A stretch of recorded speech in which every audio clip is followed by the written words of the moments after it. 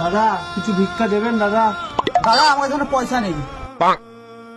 আরে দাদা তাতে কি হলো, আমার কাছে তো অনলাইনে সুবিধা আছে। আরে ঠিক আছে ঠিক আছে, খুশি তো?